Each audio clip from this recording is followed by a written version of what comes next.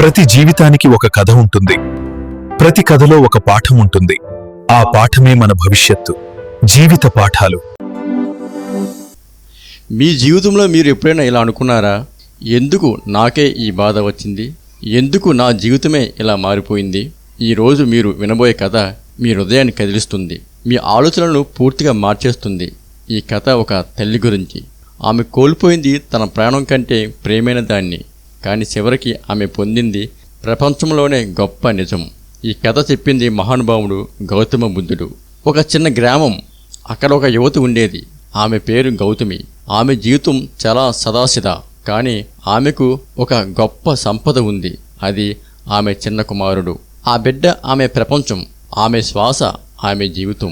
ఆమె ఉదయాన్నే లేవగానే చూసేది తన బిడ్డను, రాత్రి పడుకునే ముందు చూసేది తన బిడ్డనే.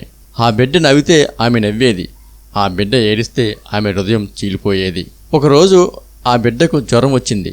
మొదట అది చిన్న జ్వరమే అనుకున్నారు, కానీ ఆ జ్వరం తగ్గలేదు. రోజులు గడిచాయి, జ్వరం పెరిగింది. గౌతమి భయపడింది. ఆమె గ్రామంలో ప్రతి వైద్యుని కలిసింది, ప్రతి మందు వేసింది, ప్రతి దేవుణ్ణి ప్రార్థించింది, కానీ పరిస్థితి మారలేదు. ఒక రాత్రి ఆమె బిడ్డ శ్వాస నెమ్మదించింది. ఆమె చేతుల్లోనే ఆ చిన్న జీవితం ఆగిపోయింది. ఆ క్షణం ఆమె ప్రపంచం చీకటిగా మారిపోయింది. ఆమె అరిచింది, ఏడ్చింది, నమ్మలేకపోయింది. ఇది నిజం కాదని అనుకుంది. ఆమె తన బిడ్డను గట్టిగా పట్టుకుంది. ఇంకా బ్రతికే ఉన్నాడని అనుకుంది. ఆమె ఊరంతా తిరిగింది. ఎవరైనా అతన్ని బ్రతికించగలరా అని అడిగింది. ప్రతి ఒక్కరి దగ్గరికి వెళ్ళింది. దయచేసి నా బిడ్డను బ్రతికించండి, ఏదైనా చేస్తాను అని వేడుకుంది. కానీ అందరూ ఒకే మాట చెప్పారు, అతను ఇక లేడు. ఈమె బాధ చూస్తున్న ఒక వృద్ధుడు ఆమె వద్దకు వచ్చాడు. ఒక వృద్ధుడు ఆమెను చూసి ఇలా అన్నాడు, నీ బాధను తొలగించగల ఒకరే ఉన్నారు, అతనే గౌతమ బుద్ధుడు. అతని ఆశ్రమానికి వెళ్ళి అతను కలు అని సలహా ఇచ్చారు. ఆమె వెంటనే బయలుదేరింది. తన బిడ్డను చేతిలో పట్టుకుని ఆమె పరిగెత్తింది. చివరకు ఆమె చేరుకుంది బుద్ధుని దగ్గరకు. ఆమె కళ్ళలో కన్నీళ్లు, హృదయంలో విరిగిన ఆశ. ఆమె బుద్ధుని ముందు పడిపోయింది. దయచేసి నా బిడ్డని బ్రతికించండి, మీరు మాత్రమే చేయగలరు అని అతన్ని వేడుకుంది. బుద్ధుడు ఆమెను శాంతంగా చూశాడు. ఆమె బాధను అర్థం చేసుకున్నాడు. అతను వెంటనే కాదు అని చెప్పలేదు. అతను ఇలా అన్నాడు, నేను నీ బిడ్డని బ్రతికిస్తాను, కానీ నువ్వు ఒక పని చెయ్యాలి. ఆమె కళ్ళలో ఆశ వెలిగింది. ఏదైనా చేస్తాను అని అంది. బుద్ధుడు అన్నారు, ఈ గ్రామంలోకి వెళ్ళి ఎప్పుడు మరణం జరిగిన ఒక ఇంటి నుండి గుప్పిడి ఆవాలు తీసుకురా అని చెప్పారు. అప్పుడు నీ బిడ్డను బ్రతికిస్తాను అన్నారు. ఆమె వెంటనే బయలుదేరింది. మొదట ఇంటికి వెళ్ళింది.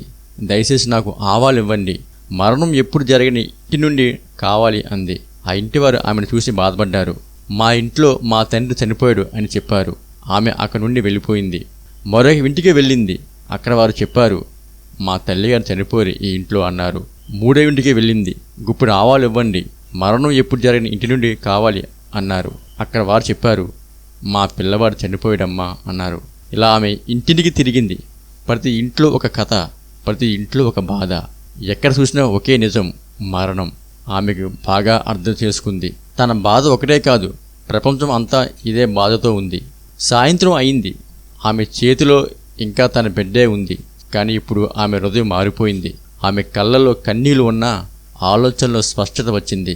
ఆమె మెల్లగా బుద్ధుని దగ్గరికి తిరిగి వచ్చింది. ఆమె తల వంచింది. నేను ఆవాలు తీసుకురాలేకపోయాను అని అంది. ఎందుకంటే ప్రతి ఇంట్లో మరణం ఉంది, ప్రతి ఇంట్లో బాధ ఉంది. బుద్ధుడు చిరునవ్వు నవ్వి చిందించాడు. అతను అన్నారు, జీవితం తాత్కాలికం, ఎవరూ శాశ్వతం కాదు. పుట్టిన ప్రతి జీవి ఒకరోజు పోతుంది. బాధను ఆపలేము, కానీ దాన్ని అర్థం చేసుకోవచ్చు. అది జీవితం సత్యం. ఆమె తన బిడ్డను చివరిసారి చూసింది. ఈసారి ఆమె ఏడవలేదు, ఆమె అంగీకరించింది. ఆమె తన బిడ్డను సమాధి చేసింది. ఆ రోజు ఆమె కోల్పోయింది తన బిడ్డను, కానీ పొందింది గొప్ప జ్ఞానాన్ని. ఈ కథ మనకు చెప్పేది, మన జీవితంలో ఏది శాశ్వతం కాదు, సంతోషం కూడా కాదు, బాధ కూడా కాదు. ప్రతి దాన్ని అంగీకరించాలి, అదే జీవితం. మీరు కూడా మీ జీవితంలో ఏదైనా కోల్పోయారా? ఈ కథ మీకు ఏం నేర్పింది? ఇలాంటి జీవితాన్ని మార్చే కథలు కావాలంటే మా జీవిత పాఠాల ఛానల్ సబ్స్క్రైబ్ చేసుకోండి. మరో కథతో మళ్ళీ కలుసుకుందాం. ధన్యవాదాలు.